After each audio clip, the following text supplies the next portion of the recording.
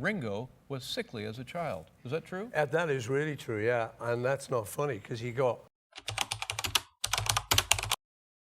I've had the experience now of talking with, interviewing John, probably 9 or 10 times, maybe 15 or 20 hours of tape.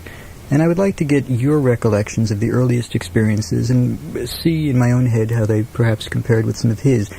Just for the benefit of the audience, there were a couple of things about you that were different from them.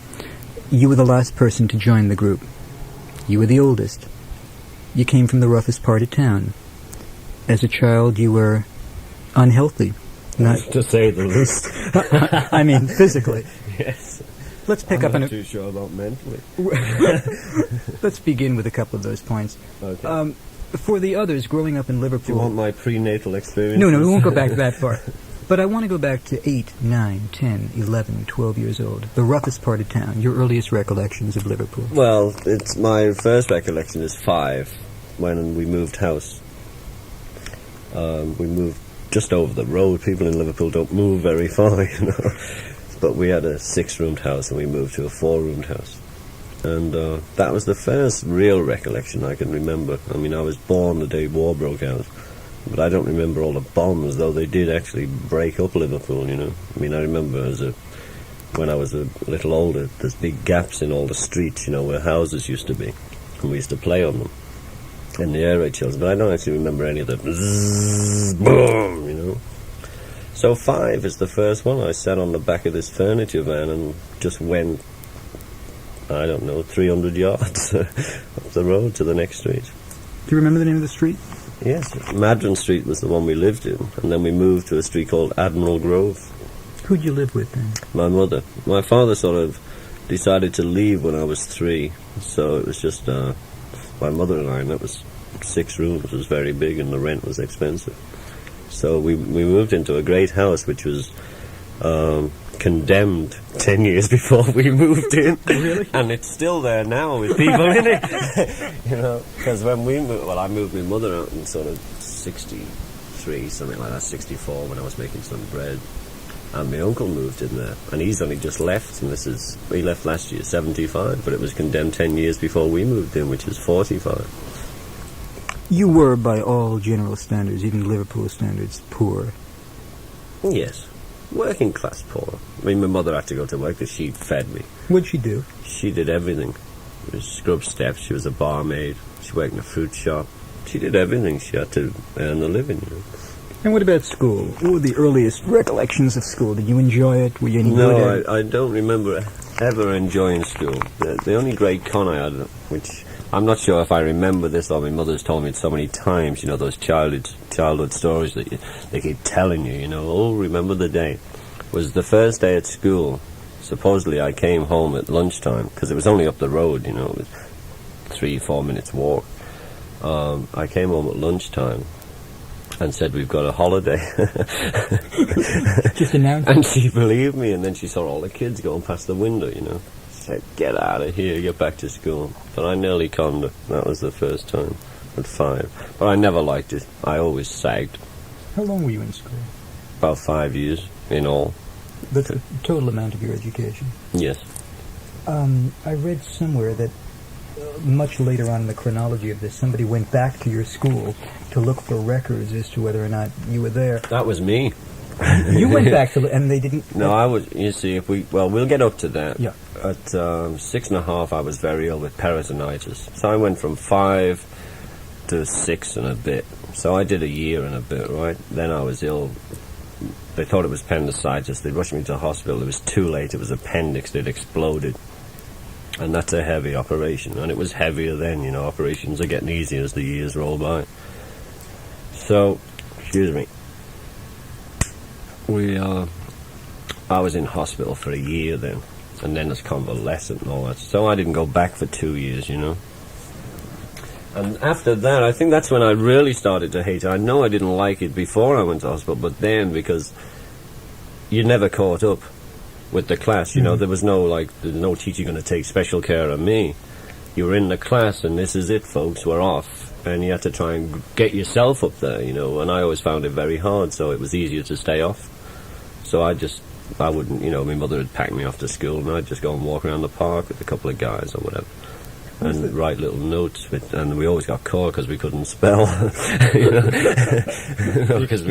Right. Was the curriculum in your school when you were 5 or 6, in the 5th or 6th grade, similar to what somebody in America at age 5, 6, or 7 may have been Well, like? 5, 6 is mainly playtime and painting and learning to read, cat and stuff like that, and showing your letters. They don't expect too much of you at 5.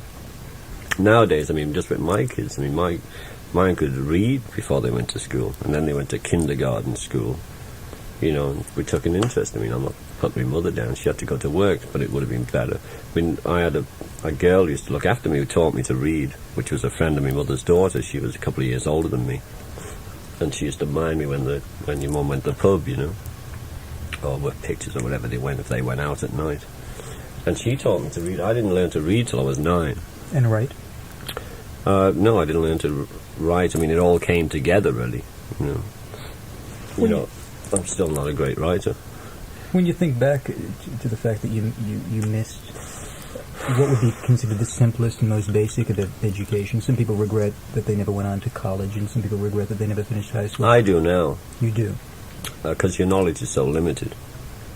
Just your basic school knowledge, 1066. And I never took the Latin. John took the Latin and the painting. Could you conceive of a time ever when you would return to school? No. To study anything? No, not now. No, I'm intelligent but uneducated.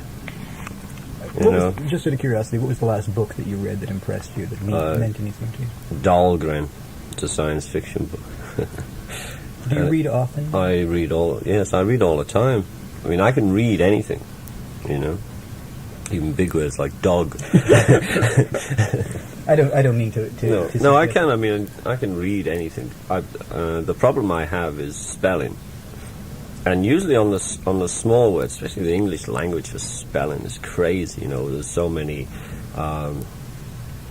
like would, would you, would we, yeah, right. All those. So I've never got them together. It's all WOULD to me, or WOOD. We're now in Liverpool. It's mid 1940s, late 1940s. It was tough. When John or Paul or George reminisce, they talk about a time when things were difficult for them, gangs and teddy boys. Yes, it was difficult for them because they were never in them. I was always in them. You were a gang member. Yeah. You had to be where I lived.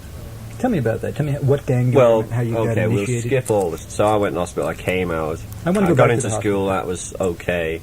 Then at 13, I got pleurisy, and then that turned into TB.